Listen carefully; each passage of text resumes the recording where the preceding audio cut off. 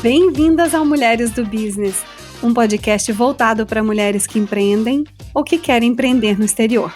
Eu sou a Tatiana Metran e o tema de hoje é: ter empatia ajuda o meu business?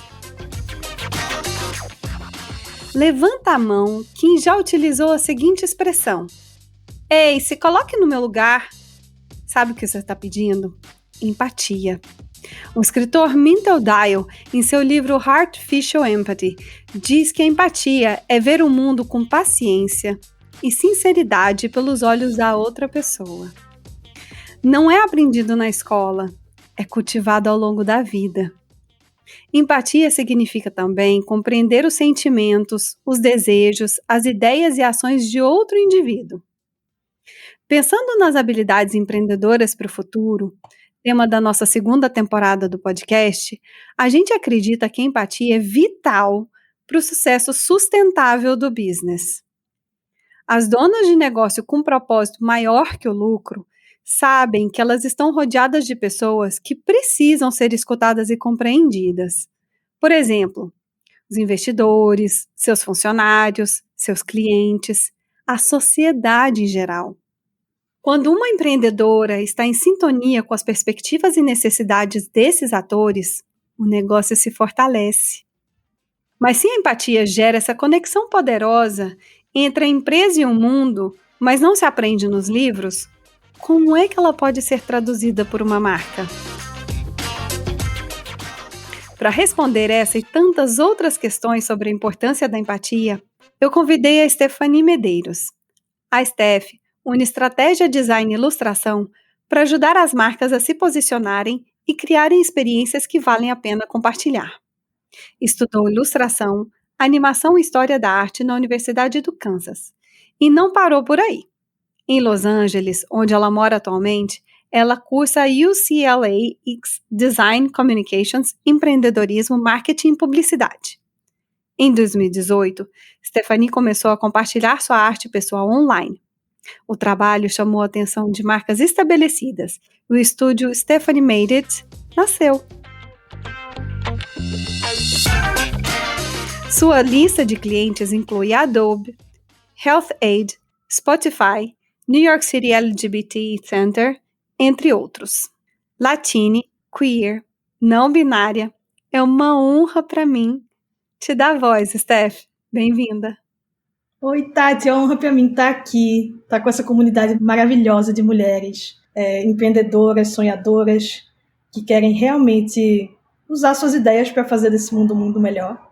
E eu amo que a gente está falando desse tema de empatia, porque, como você disse, é uma coisa que não é comum ser falada em ambientes de business, em ambientes de design, só que para mim, pessoalmente, é uma coisa essencial desse meio. Então, eu estou muito feliz de estar aqui falando sobre isso. E, para todo mundo, eu vou me introduzir rapidamente, falar um pouco da minha história. Por favor. Eu sou de Recife, nordestina. Morei lá minha vida toda, até os 18. E, desde os 8 anos de idade, eu sabia que eu queria fazer arte. Alguma coisa relacionada a isso. E, sendo uma pessoa um pouco fora do padrão, desde pequena, eu sempre usei arte como meio que uma válvula de escape. E eu via que, através disso, eu poderia fazer meus próprios universos, sabe? Meus pais sempre foram empresários, sempre começaram de baixo mesmo, começaram a vender coisas numa feria hippie. E isso se tornou uma loja, que se tornou uma empresa de exportação de rendas e coisas de casa. Então, eu tive dentro de casa um grande exemplo de que, com trabalho e sonhos, tudo é possível. E eles tiveram esse insight de me colocar, eu, meu irmão e minha irmã, numa escola americana, em Recife. Então, desde 4 anos de idade, eu sempre fiz todas as minhas aulas em inglês. Então, era uma coisa um pouco peculiar. Uma escola pequenininha, mas eu sempre fiz arte na escola. Quando eu já estava perto de graduar, meus pais disseram, olha, não tem condições da gente te mandar para os Estados Unidos sem uma bolsa. Então, eu tinha essa consciência de que eu tinha que realmente trabalhar para poder conseguir uma bolsa para vir para os Estados Unidos. Então, desde a adolescência, eu sempre fiz testes, sabe? Apliquei para algumas faculdades diferentes e eu tive a oportunidade de ganhar uma bolsa escolar total de 4 anos para estudar ilustração na Universidade do Kansas. Uau. E foi uma coisa que mudou a minha vida. Porque alguém me olhou e viu, olha, você tem potencial, vamos investir nisso. E foi assim que eu vim para os Estados Unidos, sabe? Com 18 anos, sem saber nada. Eu já tinha visitado os Estados Unidos antes, mas quando eu cheguei em Lawrence, saindo, imagina, Recife, calor, um povo arretado, uma cor, uma cultura. Então, saindo de Recife para uma cidade super pequenininha, no meio do Kansas, que é no meio dos Estados Unidos, foi meio que um choque para mim, né? E foi engraçado, eu lembro da história quando eu cheguei lá, porque a gente dá 2 beijinhos, né, no Brasil. E quando eu fui dar um oi para uma pessoa, a pessoa se assustou, pulou assim para trás. Ah, meu Deus, o que está acontecendo? Tem um ajuste que acontece, né, quando você muda de local. Que é interessante, porque você retém não só a sua cultura, mas você acaba aprendendo a outra, né? Então foi assim que eu cheguei nos Estados Unidos. E como que o seu estúdio nasceu? Então, daí da faculdade, eu já tinha começado a fazer não só ilustração, mas trabalhar como freelance, como design. E todos os trabalhos que chegavam para mim, eu aceitava. Eu dizia, se for coisa de branding, aceito, coisa de business, eu aceito. Tudo realmente que chegava, eu dizia sim. Mesmo coisas que eu não sabia ainda, eu quis aprender. Porque eu via isso como não só uma oportunidade de ajudar as pessoas através do branding, mas de crescer como pessoa também, num âmbito criativo. E eu comecei a desenhar também depois da faculdade, que a gente se mudou para Los Angeles, né? Eu acabei desenvolvendo o meu estilo de arte com o tempo. E mesmo com os seus perrengues, né, de mudar para uma cidade nova, sem muito dinheiro, com essa persistência e com esse trabalho sendo colocado online, eu consegui chamar a atenção de algumas pessoas. O meu primeiro trabalho foi quando a diretora criativa do Centro LGBT de Nova York viu meu trabalho no Instagram, me contactou e disse, vamos fazer uma campanha Pride, do orgulho LGBT, né, em junho, e vamos colocar essa ilustração em todos os subways de Nova York, em todos os pontos de ônibus. E isso foi para mim meio que um momento, foi aquele aha moment, sabe? Que eu sabia que eu não tinha que me desdobrar e me tornar outra pessoa para conseguir trabalhar com o que eu queria. Eu podia ser eu mesma, eu podia ter o meu próprio estilo de arte e eu podia trabalhar com causas que eu realmente amava. E antes eu achava que eu não podia fazer isso, que era uma coisa que era fora do meu alcance. E eu andava nas ruas de Nova York, eu olhava para o lado, daqui a pouco eu via minha arte lá e ficava, meu Deus, muito surreal isso. Eu me dei essa liberdade de ser eu mesma. E assim foi como nasceu o estúdio Stephanie Made It. E ser você mesma? O que é ser você mesma? Ser eu mesma é aceitar todas as coisas que já me disseram que eram falhas. Já me disseram que o meu corpo era uma falha, que minha sexualidade era uma falha, que minha identidade de gênero era uma falha, que a minha vulnerabilidade era uma falha. E para mim, foram esses os pilares que eu usei para me construir em cima disso. Que foi me autoafirmando que se eu confiasse que essas características que foram ditas como erradas eram, na verdade, a minha arma secreta. Isso que me ajudou muito, que foi me aceitar de uma maneira que eu não tinha sido aceita pelos outros, e com isso, criar oportunidade para pessoas que se sentem como eu se sentirem aceitas também. E eu acho que isso traz uma empatia que, para o empreendedor, é genial, porque às vezes a gente acha que a gente tem que fazer como o outro, tem que copiar o modelo do outro, tem que ver o que as pessoas mais bem-sucedidas, etc., estão fazendo, e às vezes a gente esquece que a gente tem dentro de si um diferencial que mesmo pessoas que vão para escolas de Ivy League, sabe, você tem na sua vida um insight que qualquer outra pessoa no mundo não vai conseguir ter. Então, em vez de ver essas falhas como um setback, né, como uma coisa que vai lhe machucar, é interessante ver essas falhas como uma coisa que pode lhe puxar para frente também.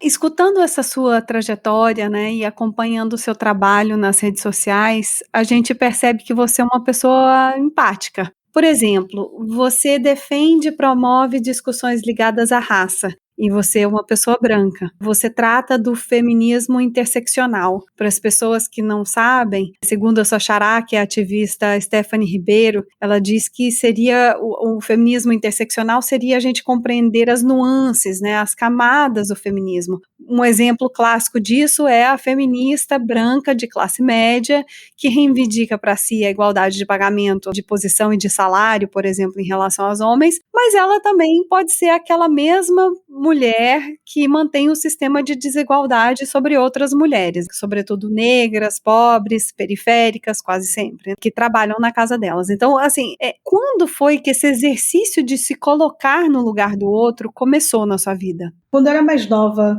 adolescente, eu achava que eu era feminista. Só que naquela época o meu feminismo ainda era muito privilegiado, muito branco, muito cis e muito binário. Porque foi o que eu tinha acesso quando eu estava crescendo. Mas a chavinha realmente meio que fez o clique para mim em 2014, infelizmente, com o assassinato de Michael Brown em Ferguson por um policial branco. E foi a primeira vez que eu entrei em contato com o movimento Black Lives Matter. E eu me vi numa posição de pessoa privilegiada. E eu me vi tendo que aceitar essa responsabilidade, ver o meu impacto social, entender como eu não estar ciente disso poderia ser violento. Então foi uma coisa que foi um baque para mim. Eu passei uns 3 dias assim, meio que deprê, realmente só pensando em tudo que eu nunca tive que passar pelo meu privilégio. E quando abriu essa chavinha, essa porta para mim, foi meio que um caminho sem volta. Porque quando eu comecei a ver opressão, eu comecei a analisar a opressão em tudo. Eu comecei a ver isso em sistemas de capitalismo, em patriarcado. A gente está falando aqui de mulheres brancas, né, de classe média. Até na arquitetura do Brasil tem um quartinho da empregada, sabe? Que a gente... Sim. Que acho que Preta Hara que fala que o quartinho da empregada é a senzala moderna, né? E como isso reflete no nosso design. Alguém teve que arquitetar aquilo. Não são coisas que simplesmente são naturais. São coisas que a gente cria. E tem uma frase do escritor James Baldwin, que é: o papel do artista é exatamente o papel de quem ama. Se eu te amo, eu tenho que te fazer consciente das coisas que você não vê. E eu acho isso fascinante, que eu posso usar arte, design, branding, ideias, palavras, para fazer as pessoas conscientes de uma coisa que talvez nem seja por maldade, mas que porque a pessoa vive naquela bolha, ela não vê. A criatividade e o empreendedorismo são veículos para ideias, e que essas ideias podem tornar o mundo um lugar melhor para todo mundo. Você está falando essa coisa do veículo, né, de trazer, vamos trazer isso agora para o business. Como que você leva esse conceito de empatia para o seu negócio? O meu propósito de vida, a minha missão de vida, é usar a criatividade de uma maneira revolucionária. Então eu vejo maneiras dentro do meu business onde eu posso fazer isso. Através de arte pessoal, através de ajudar outros empreendedores a cumprirem o seu propósito através de marcas. E todo dia que eu sento nessa cadeira, eu entendo que eu tenho uma responsabilidade de promover ideias que são boas para o mundo, sabe? Também tem uma ideia super estratégica por trás da empatia. Porque para você servir um público ou para você servir um consumidor, você tem que realmente se colocar nessa posição. E como designer, eu não estou só trabalhando como artista ou visual.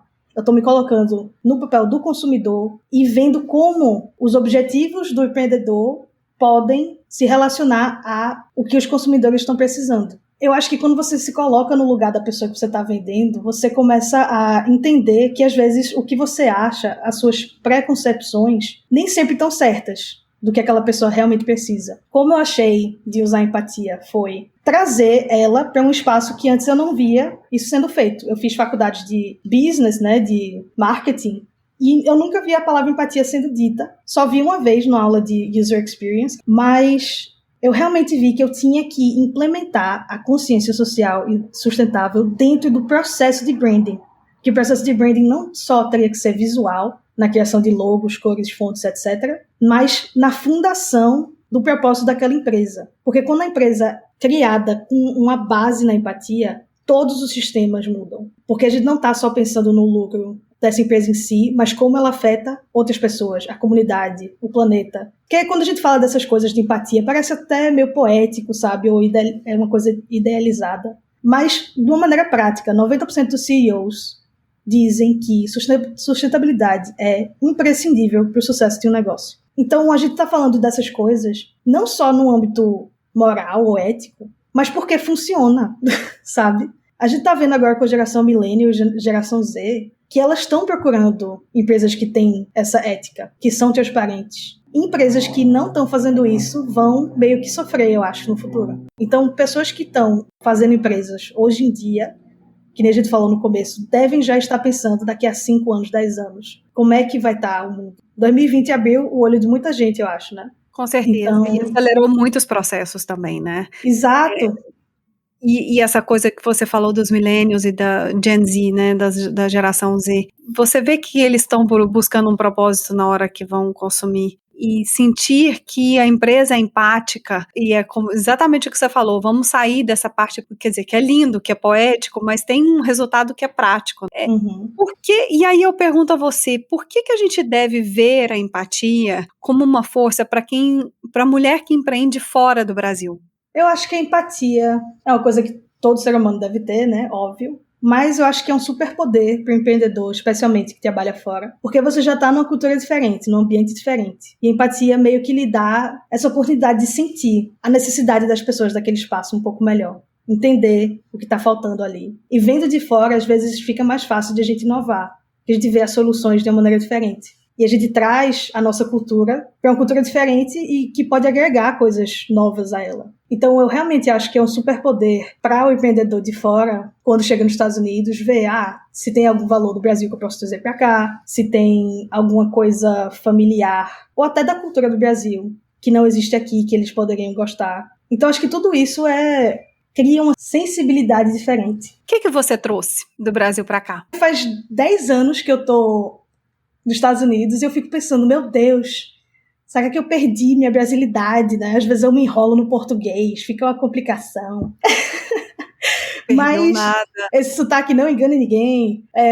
O Brasil tá aqui comigo sempre. Eu acho que uma coisa que o Brasil trouxe foi um calor humano, porque eu acho que em ambientes profissionais a gente esquece que são só seres humanos tentando construir alguma coisa juntos. Eu acho a rigidez, às vezes, do mundo de business um pouco... Eu acho que também vem de um senso masculino, né? De uma masculinidade, que você tem que ser, entre aspas, super profissional e direto. E acho que isso, às vezes, fazem as pessoas perder a nuance, perder o contato emocional que cria ideias. Então é interessante também ser uma pessoa que é metade business, metade criativa, porque eu meio que fico jogando... É quase um ping-pong no meu cérebro, sabe? Onde eu consigo usar elementos de criatividade no mundo de business e vice-versa. E isso eu acho que é uma coisa que não é tão comum em pessoas que fazem arte. Porque justamente essa falta de abertura no mundo de business repele as pessoas que fazem coisas criativas. E eu quero meio que ser uma ponte que junta a estratégia com o business, com a criatividade, com a arte. E eu acho que a única maneira que eu consigo fazer isso ser coeso é tendo um propósito único. Porque tudo que eu faço são só veículos para chegar no mesmo propósito. Então, realmente, não importa como eu faça isso, se eu estou indo na mesma direção. É isso aí. Dona Steph, você é um maracatu. Entendeu? Isso aí. É isso que você trouxe. Você trouxe o maracatu, você trouxe as suas cores, que são lindas. O seu trabalho tem umas cores que são, para mim, é solar o que você faz. Eu amo maracatu. Para mim, é isso. Para mim, eu falo, né? Tu tem uma ideia, mas eu vejo um pedacinho do que eu te conheço, eu vejo muito isso. Me diz aqui uma coisa: como é que o branding atua para reforçar a noção de que uma empresa não está apenas focada no lucro, mas que ela está, sim, conectada com justamente esses benefícios que o produto ou o serviço ele vai trazer para o coletivo? Tem duas partes nessa resposta. Porque existe o branding interno e o branding externo. O branding interno é como uma empresa é feita do comecinho, da semente. Você realmente entender o seu consumidor, entender sua mensagem, entender seu propósito. Isso é o branding interno, seus sistemas. E existe o branding externo, que é visual, que é feito com seu logo, suas cores. E às vezes, existem algumas marcas que usam do branding externo, visual, para poder passar uma ideia de que são socialmente conscientes ou sustentáveis, só que internamente eles não fizeram os processos necessários para poder, de fato, ser uma marca consciente e sustentável. O que está acontecendo é o color washing. Color washing o que é? É quando acontece assim, quando uma marca diz, olha, eu vou lançar esse produto e eu quero que apele para um público que gosta de sustentabilidade. Então ele diz para o designer, bota aí uma folhinha verde, usa aí um papel craft, coloca a palavra natural bem grande assim na embalagem, mas aquele produto talvez não seja sustentável, mas tenha a aparência de ser sustentável. Então, o branding, quando não é feito de forma ética, pode ser uma faca de dois gumes, quase. Porque você acaba externamente sendo isso, mas internamente não tendo os processos para ser de fato aquilo. O que pode causar uma crise de relações públicas, pode causar o cancelamento, porque existe falta de coerência. Então, a coisa mais importante do branding, em questão não só visual, mas estratégica, é ter coerência. E você não precisa ser a empresa mais sustentável e mais consciente do mundo. Mas só de ter essa noção de como você afeta as outras pessoas, muda como você vai fazer esse business, sabe? A gente não está dizendo que uma empresa de, vamos dizer, de shampoo vai mudar o mundo todo. Mas ela pode ter uma embalagem que é um pouco mais sustentável, ela pode usar modelos diversos no site, ter uma linha para todos os tipos de cabelo. Então, tudo isso conta. Mas realmente vai sempre daquele propósito inicial. Porque branding, se não for feito com estratégia, é só, eu acho, uma fachada bonita. E você tem algum exemplo de cliente seu que isso aconteceu ou que não tinha claro justamente esses benefícios, né, de pensar no coletivo e que você justamente ajudou nesse processo de, olha, vamos resgatar esse branding interno, vamos fazer esse primeiro dever de casa e depois isso vai se refletir nas cores e, enfim, na sua identidade visual. Já aconteceu isso com você? Já, eu vou até te dar 3 exemplos de geralmente como essa conversa acontece com o cliente. O primeiro é o cliente dos sonhos. Aquele cliente que já tem uma pauta social em mente, que já entende por que isso é necessário. E eu estou trabalhando com pessoas agora que são muito coerentes com isso.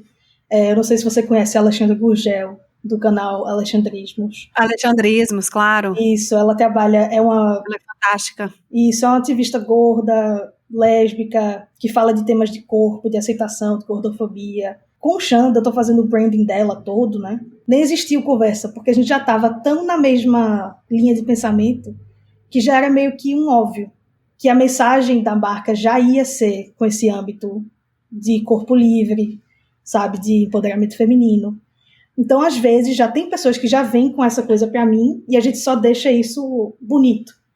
A outra ocasião é quando vem uma marca que só quer ter um branding bonitinho e vem para mim para fazer a arte, o design. Nesse caso, foi uma pessoa que não queria ser a folhinha, uma pessoa que, na real, não estava nem pensando em como ser sustentável de jeito nenhum. Foi uma empresa de jatinhos aéreos aqui, de luxo. E, não sei se você sabe, mas jatinhos são horríveis para o ambiente, né? É muita poluição.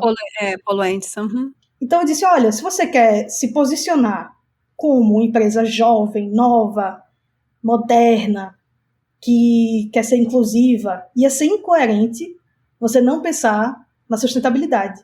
Então, por que a gente não faz uma parceria para fazer o offset, né, das suas emissões de carbono, plantando árvores para todo voo, para poder ter um equilíbrio?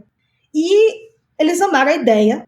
Empreendedores que não tinham essa pauta em mente, depois dessa conversa, que a gente fez um workshop, viram que realmente eles poderiam colocar sistemas dentro da sua empresa que pensavam nisso, e porque eles estavam se posicionando dessa maneira, ia atrair o público que eles queriam, ia ser legal numa visão de PR, e ia ser bom para o bottom line deles e também para a mídia, né? Então é uma coisa que não só ajuda o planeta, mas ajuda a empresa em si. Ser inclusivo com pronomes, em formulários, tudo isso são coisas pequenininhas que acolhem uma comunidade mais extensa, sabe? O terceiro caso que existe, o primeiro são pessoas que já estão alinhadas com essa causa, a segunda são pessoas que não estão pensando nisso, mas estão abertas a mudar ou a introduzir isso na empresa. Uhum. E a terceira, infelizmente, acho que vocês já estão sabendo o que é que eu vou falar, são pessoas que quando eu começo a falar sobre isso, e eu falo de uma maneira leve, profissional, eu não ataco ninguém, óbvio, eu só converso, olha, como estrategista do seu branding, eu tenho que lhe conscientizar que essa campanha, esse texto, essa foto ou essa estratégia pode machucar alguém. E isso não está na sua listinha de prioridades. Você não quer ser essa pessoa ou essa marca. Isso pode lhe machucar não só de maneira externa, né, de uma maneira de relações públicas, Mas também, por que você quer fazer isso se você tem outras opções? E às vezes, quando eu aponto isso, eu já tive histórias de clientes não querendo trabalhar comigo mais depois disso, porque levaram de uma forma pessoal. Uhum. E eu tive que parar de trabalhar com algumas pessoas. Porque eu vi que para elas não importava o impacto do que elas estavam fazendo, só a ideia daquela pessoa ou o lucro. Então eu vi, olha, já que a gente não está alinhado na linha de valores, eu não vou poder fazer o meu trabalho do jeito que eu faço melhor. E eu não quero contribuir para uma marca que não está sendo consciente. Muito bem.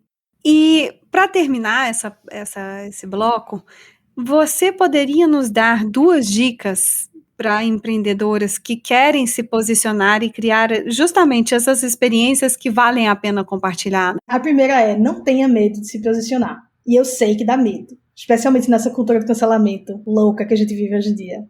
Dá medo de cometer alguma gafe. Só que se a sua intenção for genuína e se você tiver alguma conexão pessoal com essa causa, as pessoas vão sentir essa energia.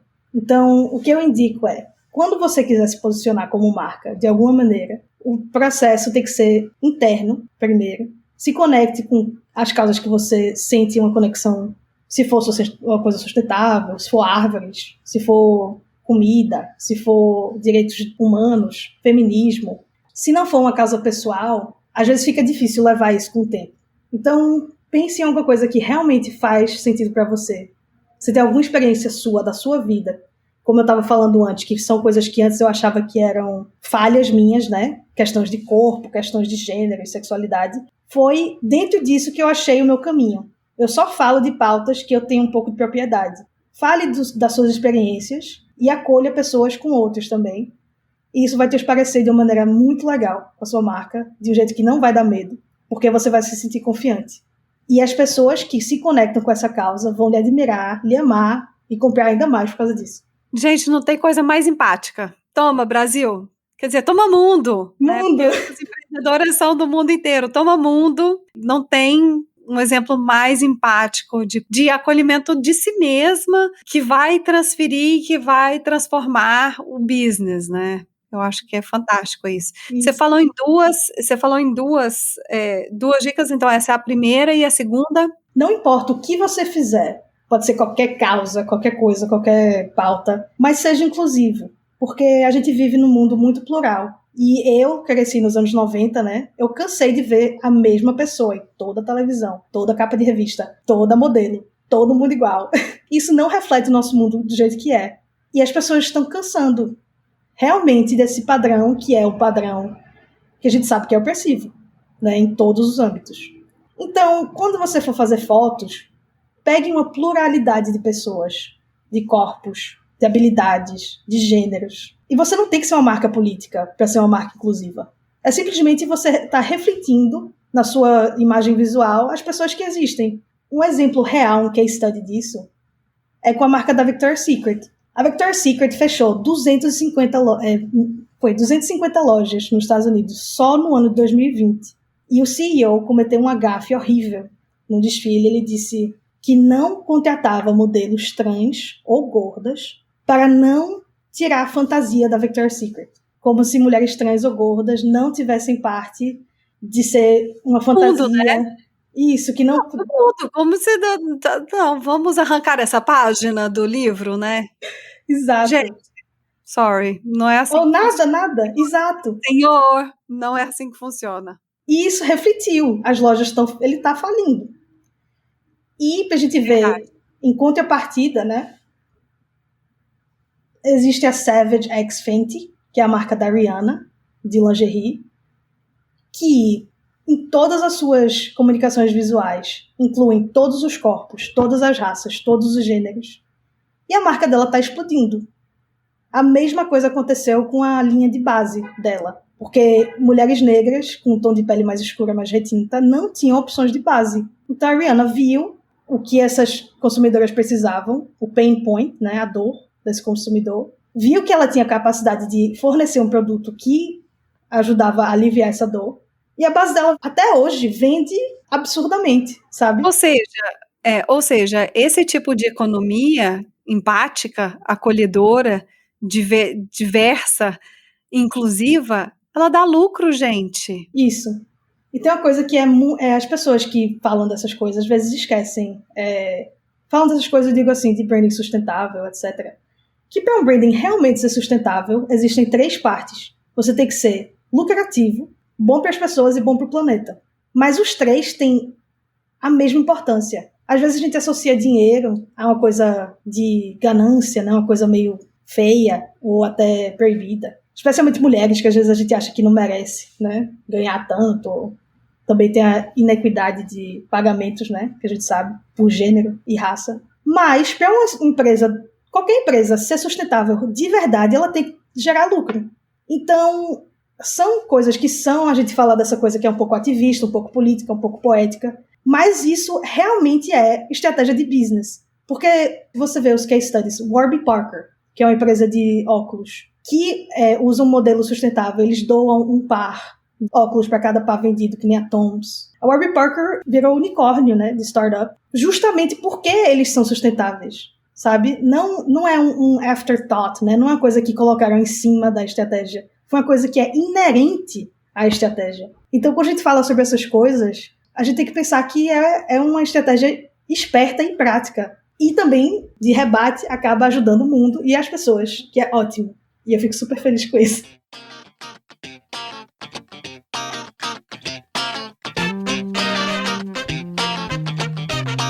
Steph, terceiro bloco. We Mind Your Business. Este quadro é fixo e onde a gente faz esse bate-bola de perguntas idênticas e respostas rápidas para todas as convidadas. Você tá pronta? Tô pronta. Qual o primeiro produto ou serviço que você vendeu quando criança? Vocês não vão acreditar nisso, mas na segunda série eu vendia desenho de Pokémon por R$15 para as pessoas da escola. Maravilhosa! Eu dizia, olha, qual é o seu Pokémon favorito? Aí a pessoa dizia, eu desenhava, eu dizia R$15. Então eu já vendia desenho desde pirraia. Gente, ela já era empreendedora no ramo. Gente, quando eu tinha 8 anos de idade, eu sei que é bate-bola, mas eu não posso passar essa história. Eu falei, eu vou ter que ter o meu primeiro show de galeria, com 8 anos. Aí eu coloquei toda a minha arte, assim, embaixo do lobby do apartamento, né? Coloquei os posters no elevador, aí disse, é a minha exposição de arte. E veio gente, viu? Eu consegui vender alguns quadros.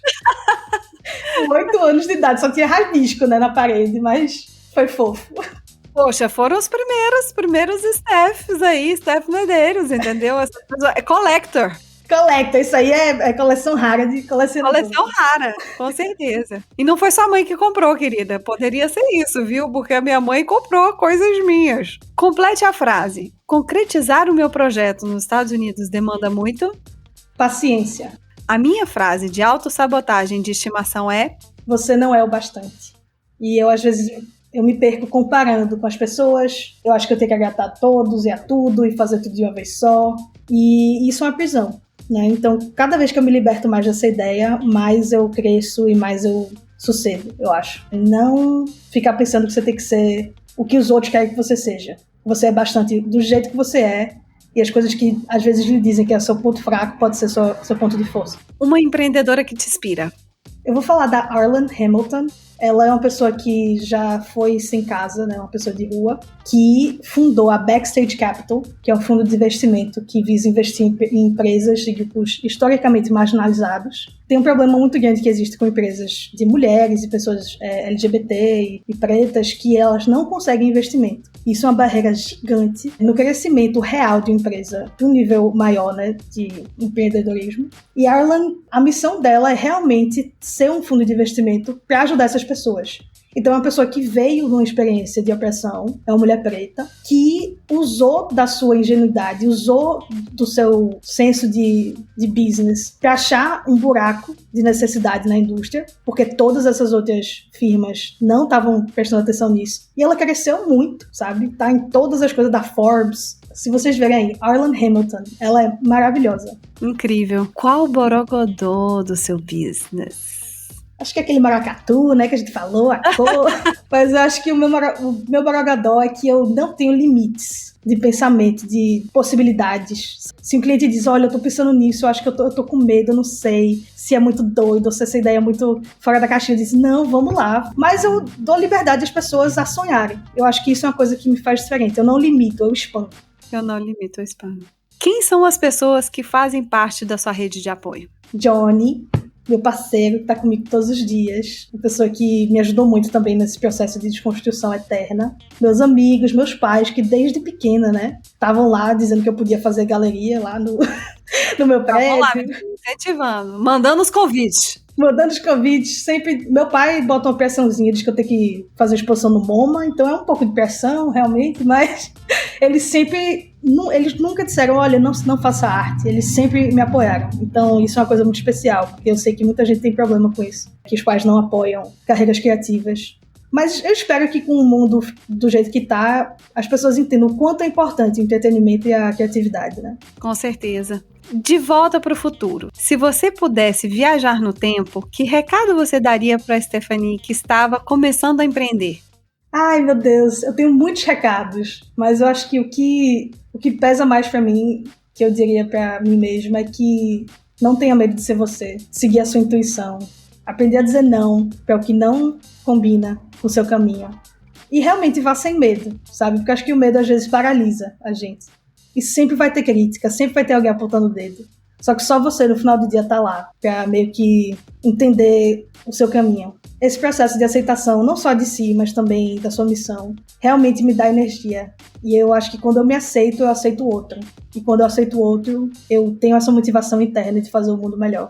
E assim a gente termina esse episódio maravilhoso. Obrigada, Steph. Muito, muito obrigada pelo seu tempo, pela sua disponibilidade em conversar com a gente, por todos esses insights lindos que você deu sobre empatia e sobre o seu negócio. Obrigada, Tati. Isso aqui foi uma honra para mim, realmente. E eu só quero espalhar amor e ideias. E quem quiser conectar comigo, eu tô aí. Stephanie Meidet no Instagram. Sempre aberta para conversa. Sempre mesmo. E quem quiser qualquer ajuda, eu tô aqui para ajudar. Obrigada, viu? No próximo episódio, a gente bate um papo sobre coragem com a Nazish Munchenbach, a franco-paquistanesa mais brasileira que existe. Se assim como a Steph, nossa convidada de hoje, você acredita que o futuro do business precisa ser mais empático, vamos espalhar esse episódio por aí? Aposto que você tem uma outra amiga empreendendo ou morando no exterior com quem você vai querer compartilhar o nosso podcast.